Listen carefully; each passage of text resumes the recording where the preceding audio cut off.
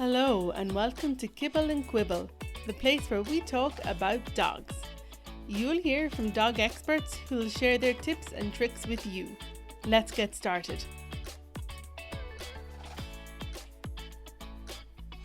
The topic this week is how to choose the right dog for you. Joining me is Billy O'Hara from the National Dog Training Authority of Ireland. Billy is something of a veteran in the dog training industry, so he's certainly the right person to ask. Billy, can you tell us a bit about what the National Dog Authority of Ireland does? Well, originally we were set up from a group of volunteers. A lot of people who maybe worked in rescue and various other elements. We originally had the idea that we were going to stop dogs from going into rescues because the rescues, especially at the moment, are absolutely full of dogs. Now, mainly they're full of dogs for reasons like people can't handle them or training issues or management issues or there's reasons why people surrender their dogs. Like people generally don't want to surrender their dogs. It's usually a last resort. So the National Dog Authority of Ireland was originally set up to train dogs. And yeah, as you say, most people who have to surrender their dogs don't necessarily want to. So a lot can be done in the pre-planning stages in terms of getting the right dog, getting the right breed, and the right one to suit your lifestyle. So, what are the right questions that people should ask themselves before they get a dog?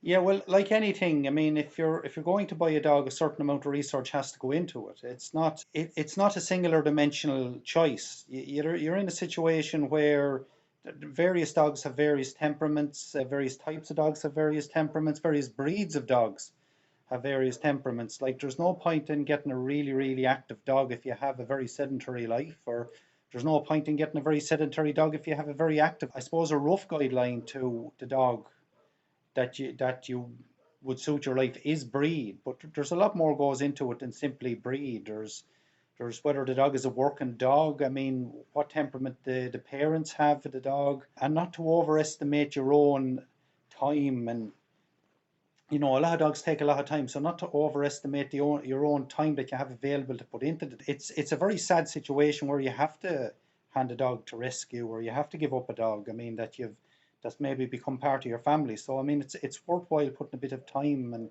effort into researching the type of dog that you would need, and the type of dog that would suit you and your family. I mean, there's certain types of dogs that will get on really well with children, and there's certain types of dogs that won't.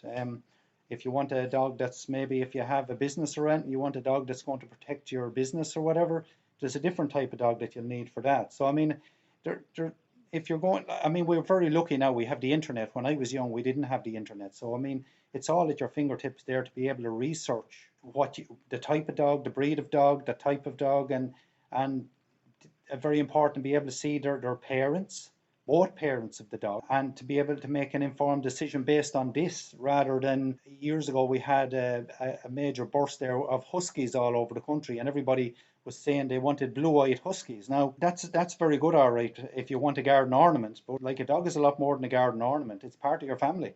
Yeah, definitely. Which breeds do you think are most suitable for, say, families with young children? Yeah, well, there's a variety of dogs, I suppose, and a lot of people say with young children, "Oh, I get a small dog."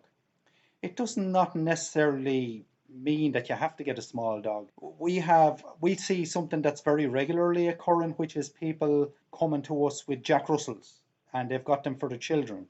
And some of them have, it's not even their children that they've nipped, but they have nipped children. They take themselves quite seriously. They're a very small little dog, but they take themselves quite seriously and don't like disrespect or rough handling. Whereas you'd have a dog maybe like a Bernese mountain dog that would be very large, but an enormously placid dog. So I mean, it doesn't always go that the smaller the dog is, the better dog. You will have dogs like Bichons and King Charleses and things like that, usually very placid little dogs, unlikely that they're going to be in any way aggressive towards children. But I mean, if you go for the bigger version, like the Newfoundland, um, sorry, like the Bernese or the Newfoundland or the Saint Bernard, a lot of these dogs can be quite placid, but even though they are large, and they will take a lot of heavy handling from your children. So I mean, You have the little Jack Russell that might take himself quite seriously, and a child pulls his ear and he nips him, whereas you might have your Bernese mountain dog and the child pulls his ear and he goes, ah, well, my ear's big, you know. So it doesn't naturally have to be a small dog, but I mean, there are a lot of choices out there. You want a fairly placid, robust dog that's going to take handling by children, especially young children. Now, in saying that, I mean, I'm a great believer that children and dogs should not be left alone together. Now, this is as much for the dog's protection as for the child's protection. Sometimes children like will treat a dog like it's a teddy bear, or and they'll just pull and push and jump on it, which is very disrespectful and really nasty to the dog. So, and the child doesn't mean any harm, but it's just down to lack of education on their behalf. So there's a lot of choices out there really with dogs. I mean, the King Charles would be one of the favourites, or I would say if you wanted to go for the big dogs, then the likes of the Bernese Mountain Dog would be an ideal dog. They're very placid. Yeah, a lot of the small dogs have small dog syndrome. So, like that, if you're walking along in a new place, you might hear a big, loud, scary dog in the distance. And as you walk closer, the dog could be no bigger than your shoe. So, small dogs can be a little bit nippy. And then the big dogs seem blissfully unaware of their largesse and are quite happy to just kind of flop around. So yeah, I think there's definitely a correlation between sometimes the bigger dogs are a lot more placid. Yeah, well, that's it. Some of the larger dogs can make excellent pets around children. It doesn't, as I say, it doesn't have to be a small dog. But as I say, then again, right, the dog should be supervised around children. And I'm not saying like, I mean, there's everybody does it, but there is a certain idea that the dog will be all right with children. But sometimes the children don't really understand the boundaries, or they're not able to read the body language that the dog is given. The dog maybe given body language that he's not comfortable with something, and the children won't be able to pick up on that. So it's very, especially with young children, maybe under the age of 7 or 8 years old, very important to supervise them around the dog, let them know when the dog is uncomfortable.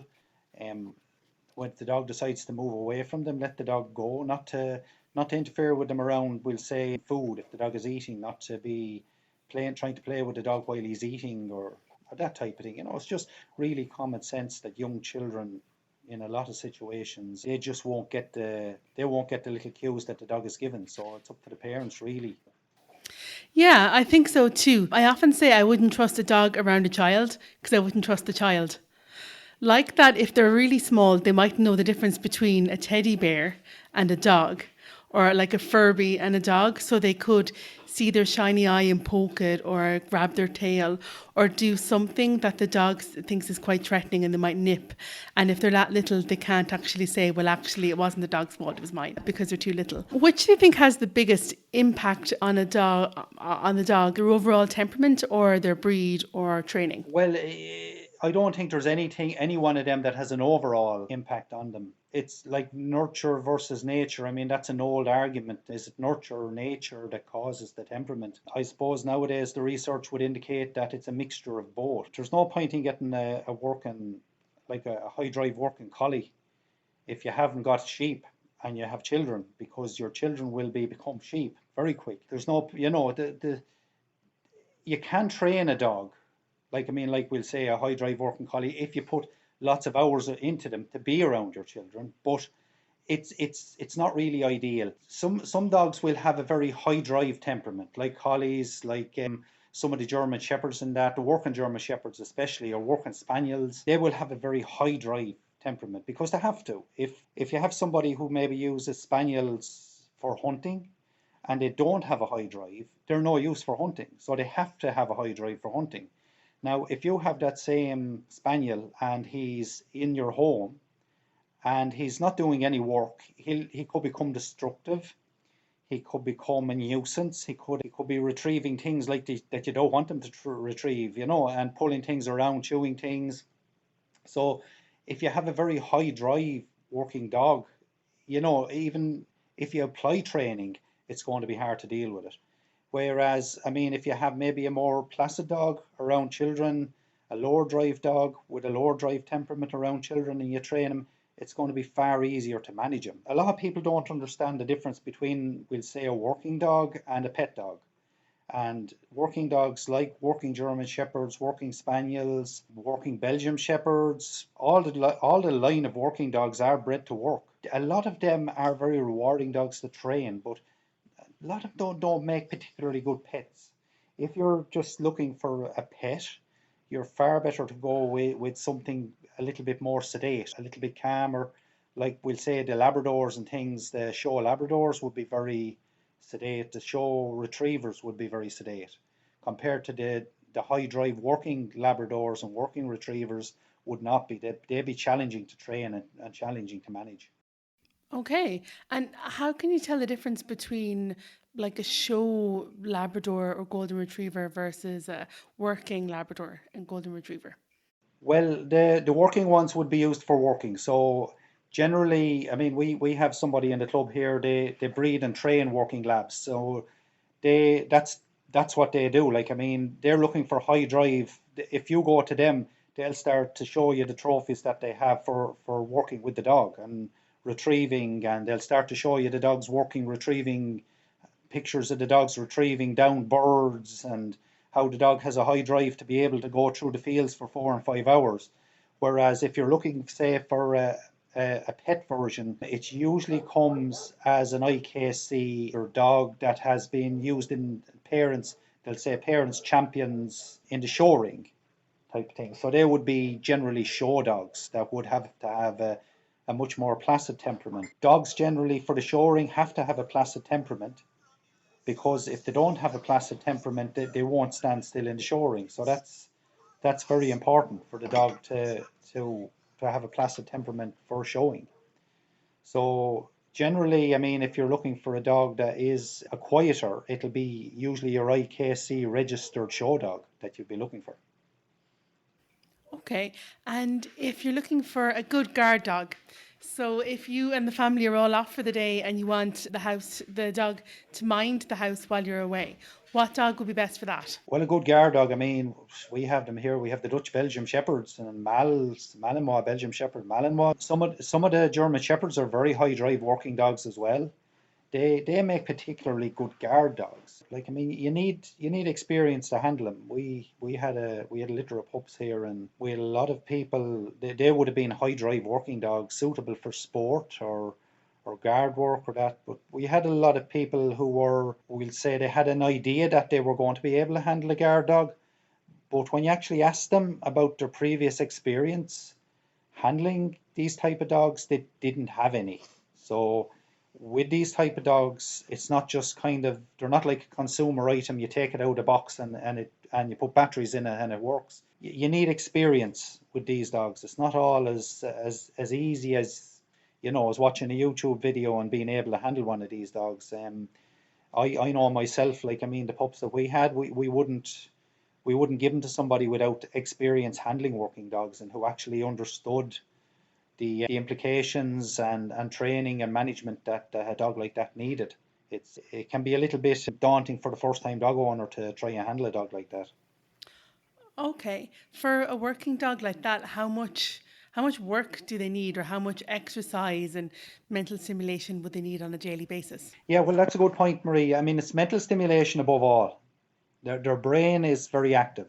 They're a very intelligent dog. Like, I mean, we'll say physical exercise. I mean, an hour a day, like physical exercise, would be enough for them. But then they would need either to integrate that into their physical exercise, such as the likes of agility or obedience, or any of the scent work that we do. They above all, if they have mental stimulation, they become a far better adjusted dog. Whereas if they don't have mental stimulation, then you tend to get into problems with them at that point. Dogs like that, they need clear boundaries and guidelines of what is expected from them. They don't just automatically do anything. And then again, we would have people coming and they would be saying that, oh, he'll get better when he's older, will he? And I'd say no, he probably won't. If you don't put time and training and offer the dog an outlet for his intelligence and mentally stimulate him, generally things won't get better. So I would say, like, I mean, if you had at least an hour a day the minimum would be an hour a day to put into a dog like that, to train him, to exercise him, and give him enough mental stimulation to keep his mind active. Yeah, about good hour a day of strong, meaningful um, interaction with the dog. The dog wants to interact with you. That's their primary goal, and that can be a catalyst for a lot of bad behavior as well. We would have dogs that would incessantly bark to try to get their owner's attention. They would incessantly chew things and make noise till they get their owner's attention. So to them, bad behavior can become just a way of getting their owner's attention and interacting with their owners. If you go down that route, you're heading down the negative route with the dogs. Whereas I believe you keep it positive. Everything, all your interactions with the dog are positive, they're structured, and you're giving the dog meaningful information about how you want them to behave during them reactions, rather than constantly saying no and correcting the dog. So, to answer your question in a short way, at least an hour a day, Marie. Okay, so they'd need an hour of exercise and then an hour of training, mental stimulation, and like interaction. Well, possibly that would be ideal if you could manage that. But I mean, that's probably outside the remit of most people. Like, but at least an hour, you would have to spend at least an hour a day with them to get to make any inroads into them. Yeah, them type of dogs. Yeah, I've always wanted a collie. I really like them. They're so intelligent. But one of the drawbacks is that they're so intelligent. If you don't give them the time and attention that they need, they'll find ways of stimulating themselves, whether it be finding shoes or digging holes or other things to entertain themselves and then to get your attention as well. Yeah, well, the thing about the working border collies is if you don't give them a job, they will create a job for themselves. Now, that job might not be what you want the dog to do. It could be something which you don't want the dog to do. As we had a lady out here recently she came out for a one-to-one. The dog was herding her children. She had 3 children, and the dog herded her children. I mean, that was the dog's job at that point, which created problem. Whereas if she had sheep, you see, she would have been fine. But children don't like being herded. Um, if you have a very active life, I mean, a working border collie, even if you are in an urban environment, can work well. But the same thing, I would say, there has to be a lot of engagement with the dog. It's not, you will see people everywhere with collies walking them on the lead, and the collies pulling and dragging and barking and lunging at cars. I mean, that's a common thing you will see. But um, the person isn't actually engaged with the dog, even though the person is walking the dog. The person is walking and the dog is walking. If you have a collie, a working border collie that's been bred for the last 10,000 years to herd sheep on the side of a mountain, he's suddenly not going to become a couch potato. You have to have something to do. Generally, what we would like to see with the likes of a working border collie, we would like to see the person at the very beginning work on an obedience strategy with the dog. I mean, the dog will be quite happy. He will be just as happy doing obedience as he will working sheep on the side of a mountain.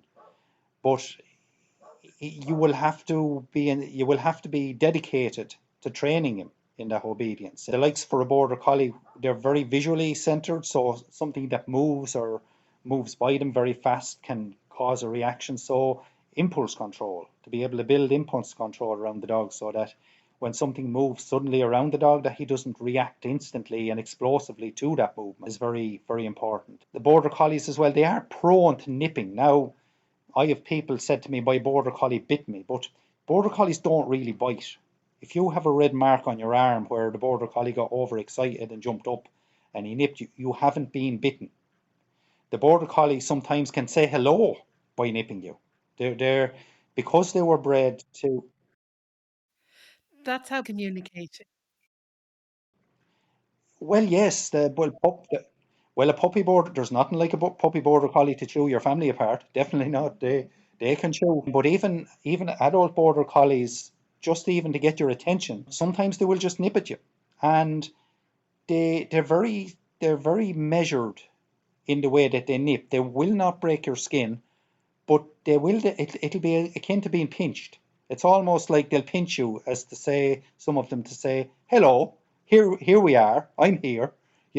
And people say, "Oh, my dog bit me. He's aggressive." And I said, "Well, No, he didn't bite you. He's not aggressive. You got a farm working border collie, and he's just learned to say hello by nipping you. Sometimes it's a way of getting your attention. Sometimes I'm bored, I want attention, and the person, maybe they're watching TV or maybe they're cooking dinner, and of course the dog doesn't understand this, so he goes over and he gives them a friendly nip, and they say, "Oh my God, my dog is aggressive and he's attacked me," you know. But in most of these cases, the dog is just really saying hello. I seen a very, very funny Facebook post somebody sent me, and it said, "Nervous people should not own border collies." And I said, I couldn't agree with this more. Yeah, yeah, definitely. If a dog wants to bite you, it will. If it puts its mouth to you, it's just playing. The behavior needs to be corrected and addressed, but it doesn't mean that you have a vicious or an aggressive dog. It couldn't be. Yeah, well, the dog will use his mouth for a variety of reasons. As you said, with puppies, they explore the world through their mouth. So they'll chew everything.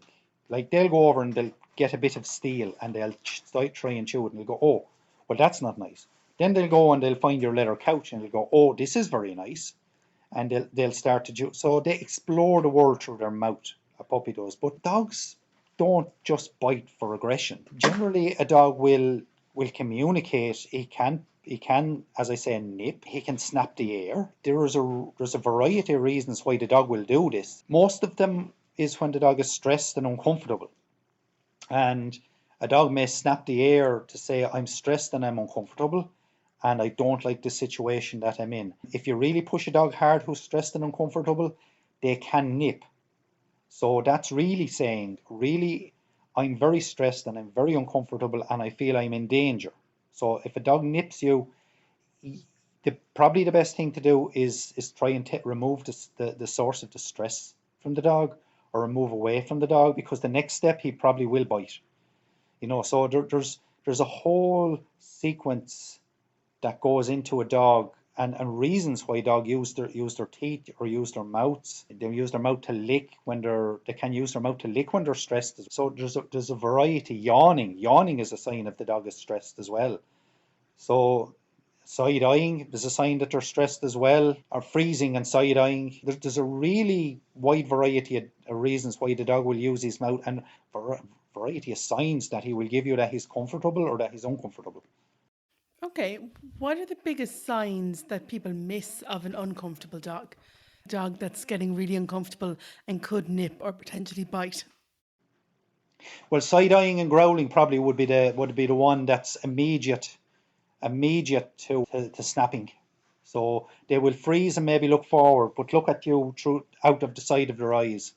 Now, sometimes if the tail can either be down or it can be up. So if the tail is really up on their back, you really have a problem at that point. If the dog is freezing and side eyeing, you really have a problem. The thing to do is really move away, not fast, but nice and gently, and try to diffuse the situation.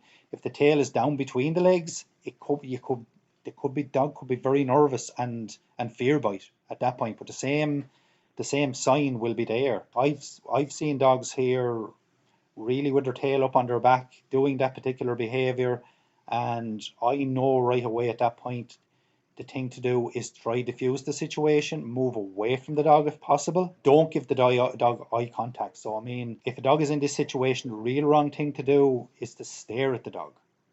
If you stare at a dog in that situation, what you're really doing is you're putting a hook to the dog. If dogs don't stare at each other, it's really rude in dog terms to stare at each other.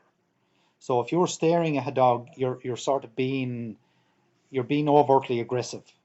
The dog perceives you're being overtly aggressive. Like our puppies out there, even like, what are the 13 weeks old now? If you go out and you actually stare at them, they'll roll over on their back and they'll pee very submissively because they're terrified when you stare at them. Dogs don't meet eye to eye. If dogs are meeting eye to eye, they're confrontational. So I mean, if a dog is in this situation, he's growling, side eyeing, this type of thing, wrong thing to do is to stare. You need to move. Think of your energy. You need to move, not squeal or shout. You need to move quite gently and slowly and remove yourself from the danger area. Yes, that's the most surprising thing that I discovered when I got my dog. Dogs don't like eye contact. It's not a good way to greet them. They can perceive it as being a bit aggressive and they generally don't like it. Yeah, well, I see. My interpretation would be they see it as rude and confrontational. I wouldn't even. You could say aggressive, but I would say they see it as rude and confrontational. So, um, some dogs will be okay with it. We'll say very confident dogs, but nervous dogs will not be okay with it. I mean, the majority of dogs that come to us that people say are aggressive, I would say up to 90% of the dogs that come to us that people say are aggressive are dogs that are insecure and afraid. And the people are not picking up on this, and they're putting the dogs in very uncomfortable positions, and then the dog is reacting by growling or snapping or nipping, and then the people are saying, oh, the dog is aggressive. But I would say in all the years that I'm doing this, maybe I've seen one or two dogs that I could classify as really aggressive, whereas dogs that I would see generally that people would tell me are aggressive are dogs that are afraid, they're fearful. Right. And for people who maybe like are a little bit elderly and are immobile, what would be the ideal type of dog for them? So for people who maybe can't exercise a huge amount, so they need a dog that's super chill, laid back, easy to train. Yeah, a super laid back dog. What kind of. A retired greyhound is where I go. The retired greyhounds tend to come trained, socialized, and are very well looked after. These dogs can be couch potatoes. Really, really. If I was elderly, I would go for a retired greyhound. Something that you can manage. They're very sedate. Um, for an older person, a pup can be a lot to take on for an older person. Like, I mean, there's a lot to say just housebreaking, training, the fact that they will chew your house. There's a lot to take on for an older person. I would go with something like a retired greyhound or an older dog maybe that had been used for working in some. I have a friend. He has a retired dog that was used for drug detection. So I mean, an ideal dog as well. Harder to get, but I definitely consider a retired greyhound very much so for an older person. Even the likes of the guide dogs for the blind and that, there's a certain amount of dogs that don't make it for them. And some of these dogs the same, they come trained and socialized. And these dogs really, if you could put yourself in a position nowadays, there's such a surplus of dogs. These type of dogs really would be worth thinking about, opposed to a dog maybe that is left into the rescue and hasn't been trained or socialized. There'll be a lot more work with a dog like that than a retired greyhound or a retired working dog, compared to there'll be a lot of training will have to be done on a dog maybe that might come from the rescue that hasn't been trained or socialized, compared to one of these dogs that has been trained and socialized. Yeah, I think the common assumption for older people would be to get a little dog. And there's nothing nicer than seeing someone elderly with a little fluffy white dog. But generally, like you were saying earlier, those little dogs can be a lot more hassle than you would think. Whereas retired greyhounds are lovely, they're docile, they don't need much exercise, they're lazy, they're well trained, and they're just generally a joy to look after. Yeah, well, they are. Some you will, of course. Like, I mean, some of the little dogs and the pensioners will get little dogs and things like that. But I mean, some of these little Jack Russells can be quite feisty. They're not. They were a working high drive hunting dog, and you will get a lot of pensioners who have Jack Russells and that. But try arrive in their house unannounced and protect your ankles, because that's what will be getting it. Yeah, yeah, yeah, exactly.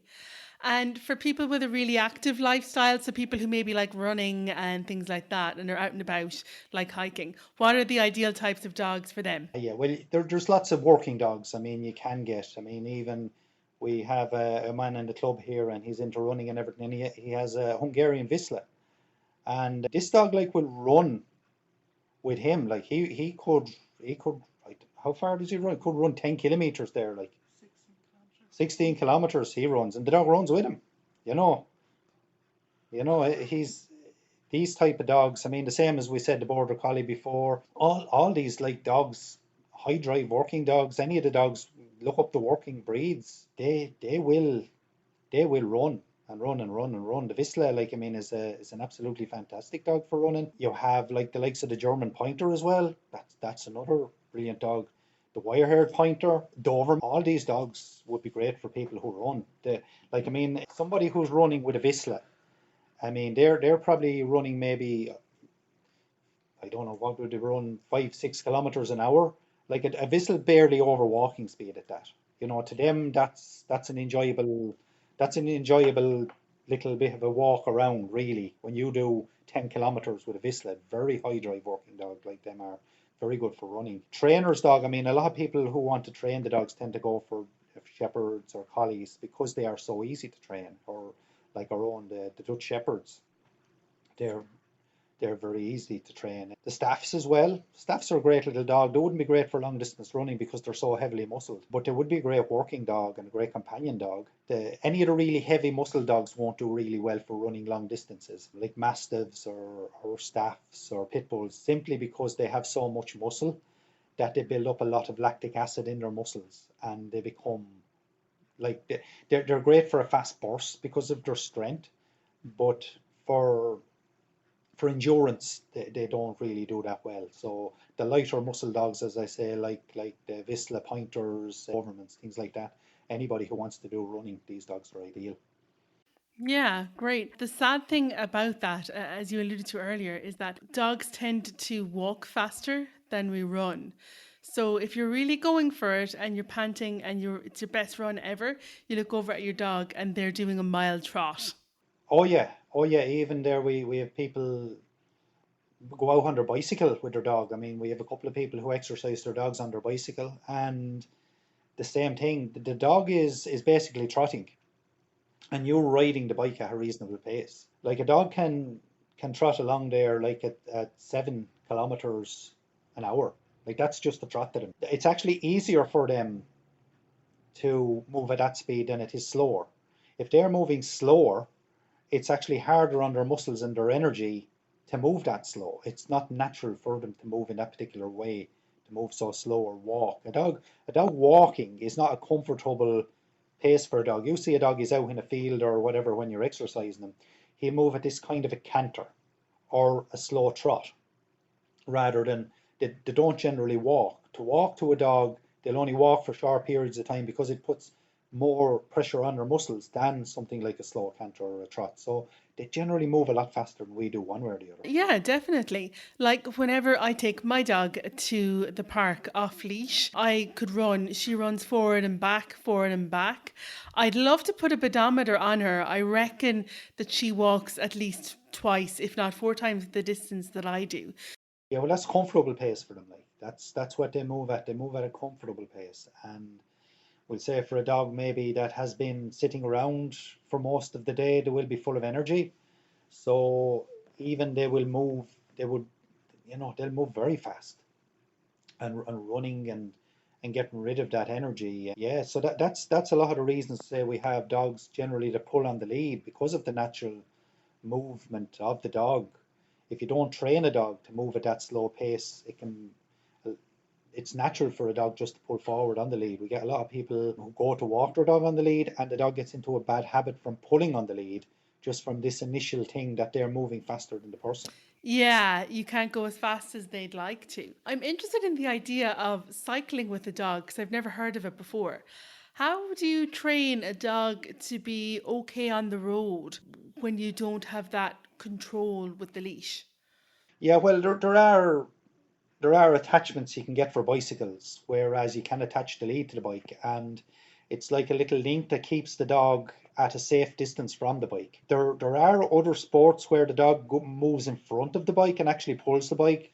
There's kind of what would you call it, sledding, yeah, sledding events, yeah, that they use with that too. But I mean, if you have your ordinary dog, like it's an attachment that you get that keeps the dog away from going under the wheels and keeps the dog beside your bike. There's an attachment you can get to just keep the dog beside you, but you can't just call to get your ordinary dog and just slap him onto that and go, because he'll either hurt himself or you.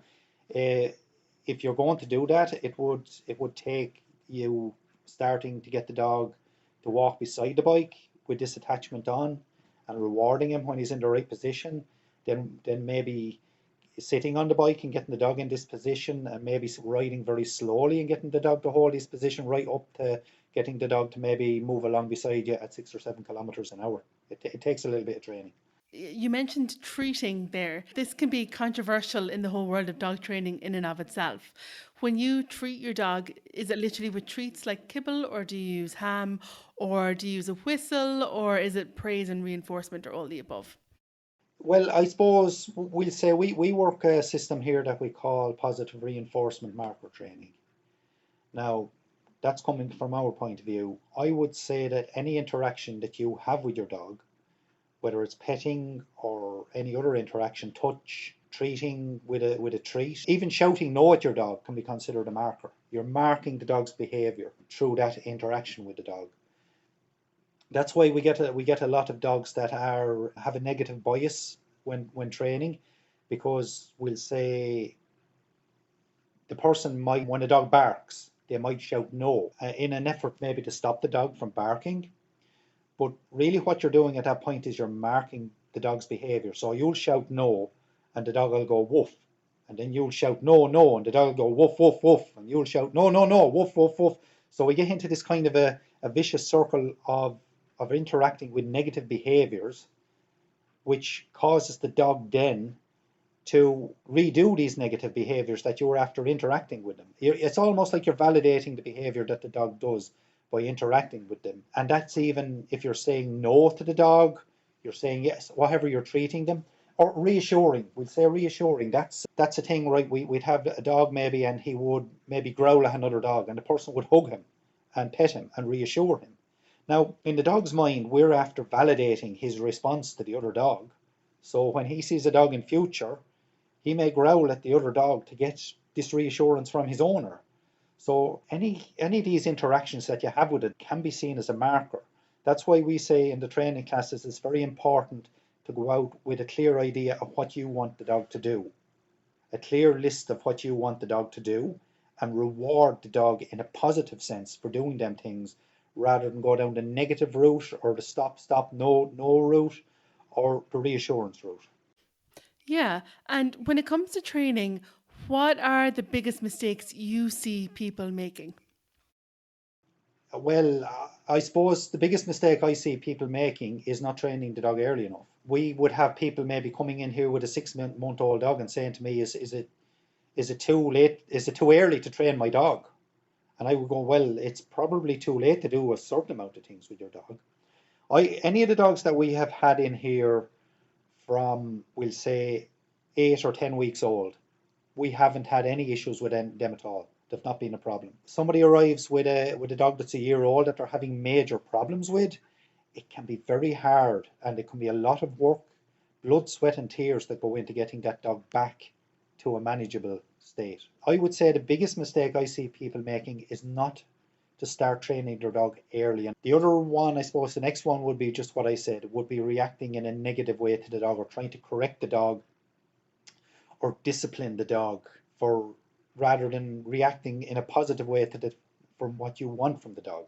So we have dogs here that are fairly robust and tough animals, and they will actually do things that we perceive as bold, like chewing or barking or even peeing on your floor, just to get your attention, just to have that interaction with you. They love an interaction with you. I mean, that's what drives them, that's what fuels them, that's what they live for. They love an interaction. So we will have a dog that will do something negative just to get your reaction. So those would be the biggest negative, would be the biggest problems I see with people, mistakes that people make with dogs. Yeah, and sometimes I know one thing I've been guilty of is forcing negative behavior with the best of intentions. So, like that, my dog used to jump up on people whenever we were walking, and I really didn't like it. I used to get really like agitated about it. It made me very anxious about walking with the dog. It was after a couple of weeks that I realized that I was the one causing it. So basically, what it was is if we were out walking together and I saw someone coming, I would stop. I would put my hand on the dog. I would pet her and soothe her and tell her to be quiet, be good. And then invariably the person would come along and she would jump on them. I was priming her every single time without realizing it. then as soon as I realised it, whenever we'd go out walking, as soon as we'd come along, I'd just keep on walking. And then my dog was happy enough to come along with me, and it was all, she stopped jumping on people right away.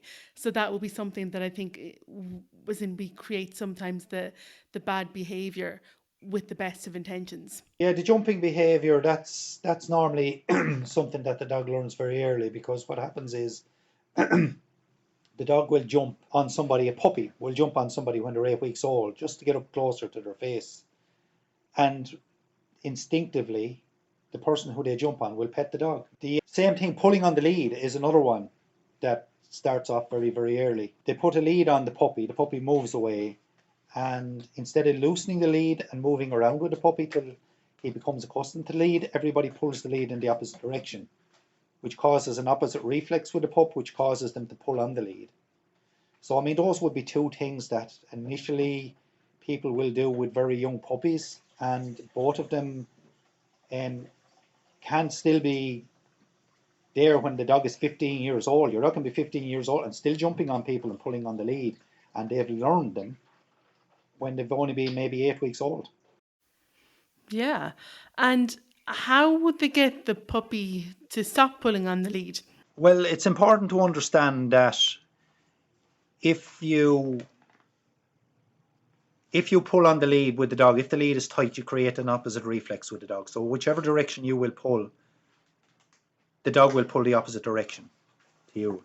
So if you're training the dog on the lead, I would let the lead drag the ground. I would just put the lead on the puppy and allow him to walk around with the lead on him for maybe the first session that I would do with him. The next session, what I would do is I would hold the lead and I would move with the puppy.